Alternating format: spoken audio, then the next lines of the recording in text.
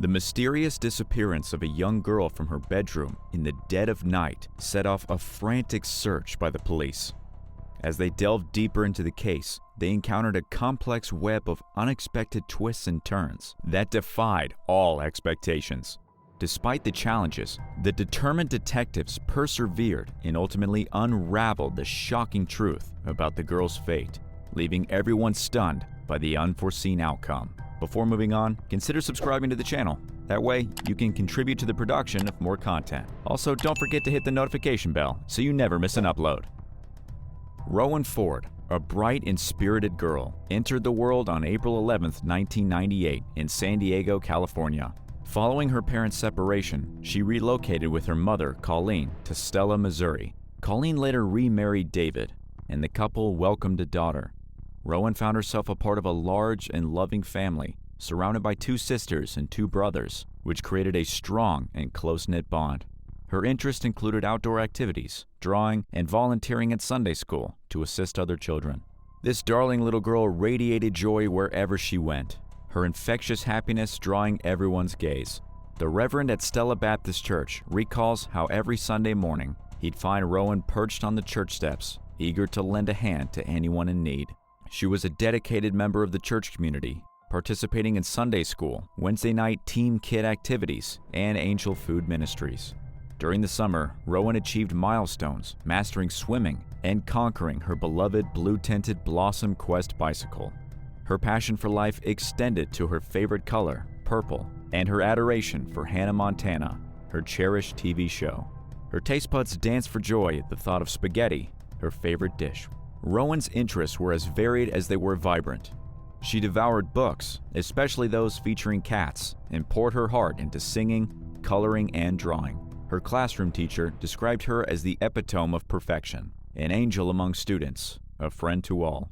Rowan's presence was a beacon of light, and her absence leaving a void impossible to fill. Thus, Rowan's life was filled with joy as she lived with her siblings, Colleen, her stepfather, David Spears, and David's close friend, Chris Collings. Chris resided in the basement of their home and was regarded by Rowan as an important member of their family. She held him in high esteem and affectionately called him Uncle Chris, treating him with the same love and respect as she would a blood relative. In late 2007, Chris moved from the family's basement to a trailer on his family's farm. Despite this change, Chris maintained a strong bond with Rowan. He continued closeness to the family, particularly her stepfather David, meant that he still spent a significant amount of time with Rowan. Unfortunately, this close relationship was about to undergo a dramatic and distressing transformation. Fast forward to November 2007. Rowan was a 4th grader facing a new set of challenges. With her mother working night shifts and her stepfather tending to the farm, Rowan often found herself home alone, fostering a sense of independence. However, on the night of November 2nd, while her mother was at work and her stepfather had not returned, Rowan disappeared. When Colleen discovered her daughter missing the following day, David claimed that Rowan had gone to a friend's house for a sleepover. However, Colleen's search of the town revealed that none of Rowan's friends had seen her. The authorities were promptly notified of Rowan's disappearance, launching an immediate search. At first, there was nothing suspicious. David, Chris, and their friend Nathan kept drinking excessively. The trio was quite intoxicated, but as it got late, Nathan requested Chris to drive him home. Chris and Nathan didn't want to leave their friend David alone, so they persuaded him to join them on their journey. Despite knowing this would leave Rowan, a 4th grader, home alone, on their way to Nathan's house, the men stopped again to get more alcohol and get some smoke. However, inconsistencies in David's story and behavior prompted investigators to focus their attention on him. For instance, it was discovered that he had borrowed his mother's car on the night of Rowan's disappearance, a detail he had initially concealed. Searches for David's car and home yielded no significant evidence. Also, David's account of the events raised suspicions, especially regarding allowing a 9-year-old girl to leave for a friend's house in the middle of the night without knowing the friend's identity. The tight-knit community of Stella, with its population of about 150 people, rallied together to aid in the search efforts. Despite the collective efforts, no significant leads emerged. As the days passed, the FBI joined the investigation, expanding the search and focusing on the possibility of abduction. Then it was Chris's turn. In a dimly lit parking lot, Chris spoke with the police, revealing details of the night's events. Chris appeared taken aback by the encounter with law enforcement, claiming he had no idea Rowan was missing until he was approached. He insisted he had not been in contact with David since he and Nathan had left his home. Desperate to assist, Chris assured the police he was clueless about Rowan's whereabouts. He was remarkably cooperative, even visiting Colleen to aid in the search. However, by November 5th, Rowan was still missing. The police called Chris in for another interview.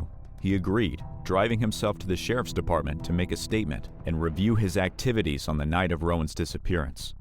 Throughout the interview, Chris steadfastly maintained he knew nothing about Rowan's disappearance. He even offered to undergo a polygraph test and CVSA computer voice stress analysis. Later that day, during a routine patrol, Chris flagged down Chief Clark, a longtime family friend. The chief had known Chris since childhood, having been close with his adoptive parents. Chris confided in the chief about Rowan's disappearance, but his demeanor was peculiar, almost enthusiastic. Chief Clark was struck by Chris's unusual behavior. It was unlike anyone he'd seen in such a distressing situation.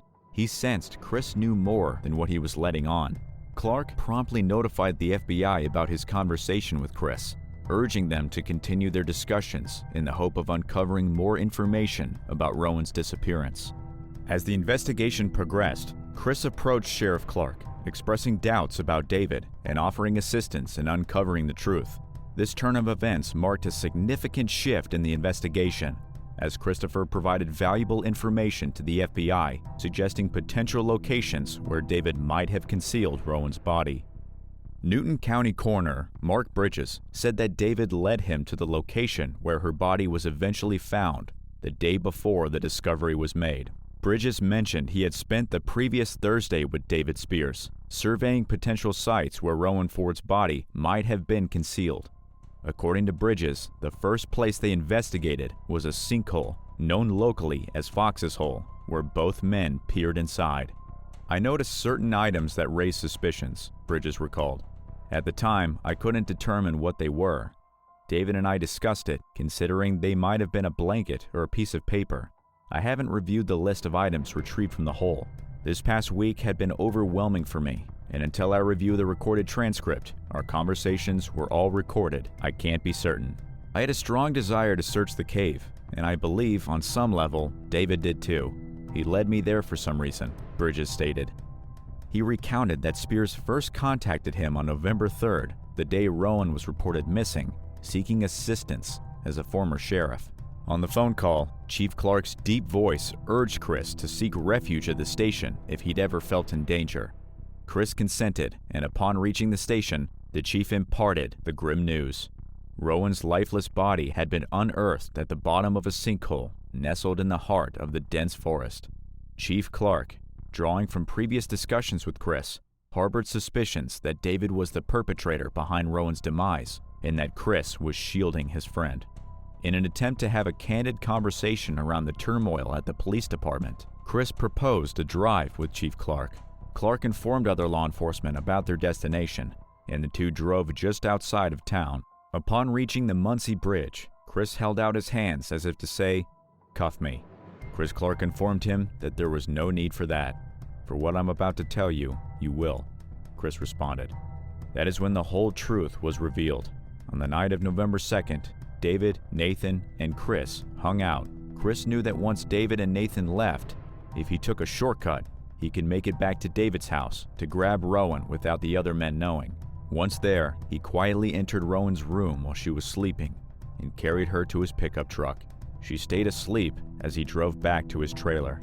He then carried her into the bedroom, keeping the lights off so she wouldn't see, and removed her PJ pants and underwear. The 300-pound grown man then sexually assaulted the 9-year-old girl, causing her to wake up with fear and confusion.